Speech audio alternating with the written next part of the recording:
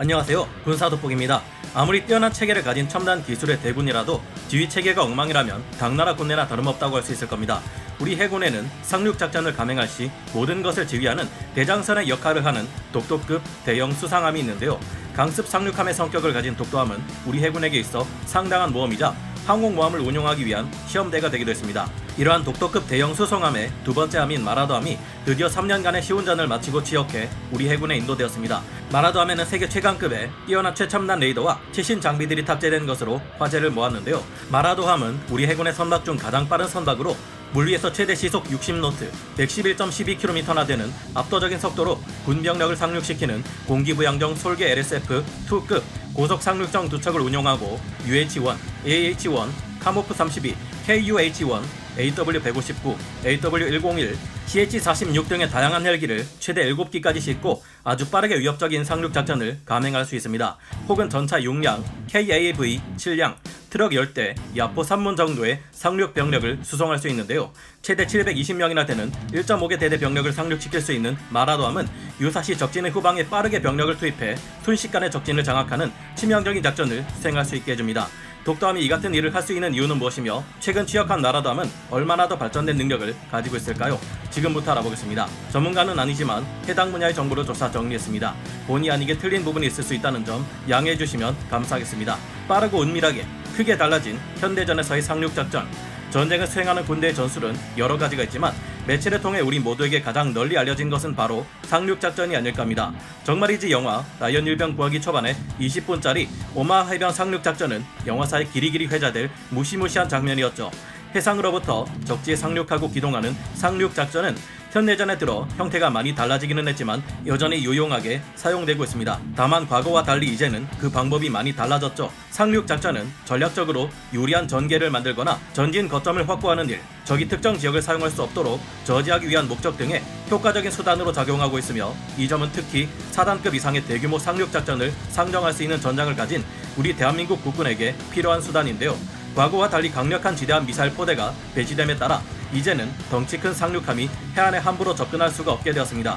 이에 따라 현대전에서 상륙작전은 아군 해군이 제해권을 확보해 둔 상태에서 가급적 해안으로부터 거리가 먼 원거리에서 상륙 돌격 부대를 투사하는 소수평선 상륙작전의 형태로 발전하게 되었는데요. 적진의 해안으로부터 40km 이상 떨어진 수평선 넘어 있을 경우 지구 공면 효과에 의해 수면 위에 떠있는 아군의 수상함들은 적들이 가진 지상배치 레이더에는 포착되지 않습니다. 초수평선 상륙작전이란 여기서부터 상륙 전력을 투입한다는 이야기인데 이때 10노트 정도밖에 나오지 않는 상륙정이나 구식 상륙 장갑차로는 방어군이 준비를 갖춰 대응할 수 있게 되기에 빨리 움직여야 합니다. 그래서 최대 시속 110km가 넘는 공기부양정 형식의 해군 상륙정 LCAC, 로터의 방향을 앞으로 꺾어 해수면에서도 시속 509km로 빠르게 움직이는 병력 수송기 V-22 오스프리 같은 고속 상륙 전력이 대량으로 필요한데요. 과거에는 상륙작전 시 무거운 기갑 장비를 투입하는 것이 굉장히 어려웠고 작은 상륙정이라 해도 방파제에 가로막히거나 갯벌이나 지반이 약한 모래사장 같은 곳에서는 상륙을 시도하기 어려운 단점이 있었습니다.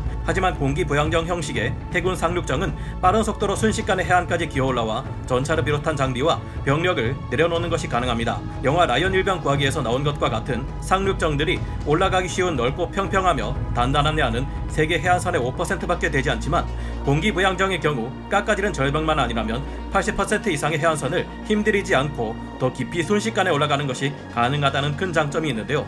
상륙정으로 수송되는 상륙 돌격 장갑차 역시 함께 고속화되는 추세입니다. 하지만 이 같은 고속 상륙 전력이 너무 비싼 것들이 많아 투입되는 전력에는 제한되고 비용은 막대하게 든다는 단점이 있습니다.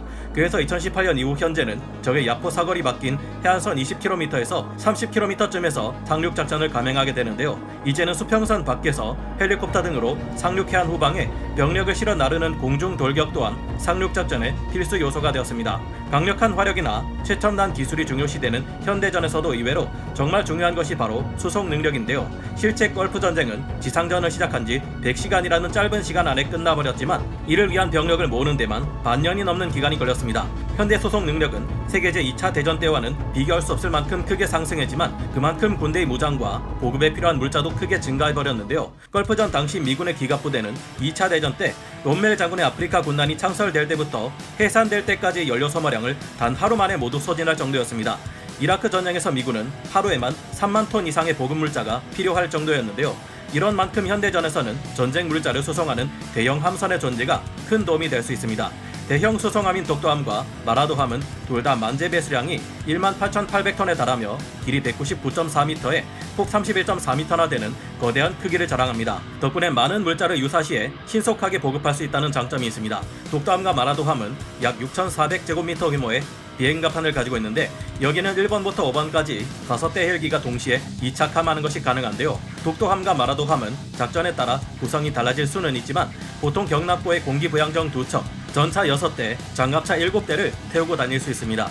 내부에는 150여 명이 동시에 식사할 수 있는 승조원 식당을 포함해 총 3개의 식당이 있어 한 번에 1,200여 명의 대인원이 식사를 할 수 있는데요. 또한 최대 1,100여 명이 생활할 수 있는 침실 공간을 보유하고 있으며 상륙작전 시 발생할 수 있는 부상자 치료와 수술을 위한 응급환자 수술실도 갖추고 있습니다. 이외 방사선실, 치과, 임상병리실, 약국, 격리병실 등 13개 구역으로 나뉘어진 대규모 의료시설 또한 설치되어 있는데요. 이런 점을 볼 때 독도급 대형 수송함은 우리 해군에 반드시 필요한 함정일 수도 있겠습니다. 독도함은 2010년 천안함 피격 사건과 2014년 세월호 사고 현장에서 탐색 구조 작전의 컨트롤 타워로 활동하기도 했으며 해상과 수중, 공중 작전을 입체적으로 수행하는 해상 지휘소의 역할을 하기도 하는데요. 수중 작전을 위한 해난 구조대 SSU 요원들, 해군 특수전 전단 UDT-CL 요원들, 항공기 통제 요원, 육공군 연락장교 등 700여 명이 넘는 많은 인원을 넉넉하게 수용할 수 있어 모든 작전이 한 곳에서 이루어지게 하는 지휘 역할을 맡고 있습니다. 그 외에도 독도함의 넓은 비행갑판은 육상으로부터 공수되는 인원 및 물자, 장비 등을 신속하게 구조 현장에 투입하는 데 중요한 역할을 하고 있기도 합니다. 마라도함의 개선점, 얼마 전 취역한 두 번째 독도급 수송함인 마라도함은 여러 가지 면에서 개선된 모습을 보여주고 있습니다. 우선 눈에 띄는 가장 큰 변경점은 레이더라고 할 수 있는데요. 마라도함은 독도함과 달리 사면 고정식 마스트를 가지고 있는데 대공 레이더를 고정형으로 변경했고 덕분에 상시 360도 전방위 대공 탐색 기능을 가집니다. 독도함에서는 회전식 레이더인 스마트 L 대공 레이더를 운용했지만 마라도함에서는 사각이 없는 이스라엘 엘타사의 해상용 3차원 다기능 A사 대공 레이더인 ELM 2248 MF 스타로 교체했습니다. 이 레이더는 사면 고정식으로 450km나 되는 탐지 거리를 정밀하게 탐색할 수 있는데요. 또한 함교의 레이더 구조물 모듈을 신설했습니다. 또한 국산 무기 체계를 탑재하며 방어력이 크게 올라갔는데요. 독도함에서는 작은 MW08이었던 탐색 레이더를 마라도함에서는 우리의 국산 탐색 레이더인 SPS-550K로 교체했습니다. 탐지거리가 약 250km에 이르는 SPS-550K는 마라도함의 MW08에 비해 약 5배의 성능을 발휘하는 것으로 알려져 있습니다. 즉, 마라도함의 대공 탐색 능력은 독도함의 능력과는 비교할 수 없을 정도로 강력해졌다고 볼 수 있습니다. 최대 표적 처리 개수가 2배 이상 증대했기에 방어력의 상승 또한 이루어졌다고 볼 수 있겠는데요. 한국형 수직 발사대인 KVLS에서 발사되는 해군 대함 유도탄 방어 유도탄을 장비하고 근접 방어 시스템 CIWS를 20mm 펠런스로 교체했습니다. 또한 항공 관제소의 형상이 변경되었으며 효율적인 항공기들의 통제를 위해 전망이 더 좋은 위치로 옮겼습니다. 그 외 V-22 오스프리와 같은 수직 이착함 항공기의 운용을 위해 비행갑판의 재질을 보강했고 최신 기술의 통신 전자장비를 탑재한 것이 마라도함의 개선점이라 볼 수 있는데요. 아쉽지만 아직 V-22 오스프리를 우리 군이 가지고 있지는 않습니다. V-22 오스프리는 병력을 태우고 빠른 속도로 이동하면서도 머리 바로 위에 지나가기 전까지 소리가 들리지 않을 정도로 굉장한 정숙성을 가지고 있지만 비싸다는 점과 굳이 필요한지 의문이 많아 도입되지 않고 있습니다. 독도급 상륙함도 좋은 점만 가지고 있는 것은 아니라 아쉬운 부분도 없지 않은데요. 우선 속도가 너무 느리다는 점입니다. 초기 해군 기동 전단 항진도를 볼 때 중심의 독도함이 기함으로 자리 잡고 있고 다른 함정들이 이를 호위하는 형태를 띠고 있는데요. 독도급 수송함은 지휘함의 역할을 할 수 있지만 디젤 엔진으로 추진되기 때문에 최대 속도가 20노트 근처에 머물기 때문에 다른 함정들을 쫓아갈 수 없다는 게 문제입니다. 독도급 수송함의 항공기들도 빠른 속도로 인한 맞바람을 맞아야 양력이 증가해 쉽게 이륙할 수 있는데요. 초기에 독도급 수송함을 설계할 때는 스키 점프대를 활용해 항공모함처럼 운용하자는 이야기도 있었지만 30노트의 속도를 낼 수 없다는 점 때문에 이는 불가능하게 되었습니다. 그랬다면 항공모함을 건조하기에 앞서 실제 운용 경험을 통해 많은 것들을 배울 수 있었을 텐데 아쉬운 점이죠. 세종대왕급 구축함이나 충무공 이순신급 구축함은 30노트의 속도가 나기 때문에 독도급 상륙함은 대양해군의 기함이 되기는 어렵습니다. 그래서 현재 독도급 수송함은 대신 상륙전 지휘 및 수행에만 초점을 맞추고 있는 상황인데요. 복층 경납고를 가진 미스트라급 강습 상륙함, 와스프급 강습 상륙함, 후안카를로스 1세급 강습 상륙함 등에 비해 독도급 수송함인 독도함과 마라도함은 경납고가 단층입니다. 그래서 독도함과 마라도함은 대신 승조원들의 주거 공간 같은 것들이 있어야 할 곳까지 경납고가 연장되어 버렸는데요. 이에 따라 경납된 데크 공간 길이만큼 승조원과 상륙병들 및 기타 탄약, 유류 등 물자 저장을 위한 거주, 수납 공간이 대폭 줄어버리는 등의 문제점이 생기기도 했습니다. 조금 아쉬운 점은 있지만 항공모함이 아니기에 탱크나 보병, 장갑차, 군용 트럭과 경차량, 보급을 위한 화물을 싣고 다닐 독도급 수송함들에게 이런 것들이 큰 문제는 아니라는 의견도 있습니다. 많은 것이 업그레이드된 마라도함이 기존 독도함을 운영할 때 발견되었던 문제점들을 보완해 상륙 지휘함으로써 더욱 믿음직한 역할을 하기를 기대해보게 되네요. 오늘 군사 돋보기 여기서 마치고요. 다음 시간에 다시 돌아오겠습니다. 감사합니다. 영상을 재밌게 보셨다면 구독, 좋아요, 알림 설정 부탁드리겠습니다.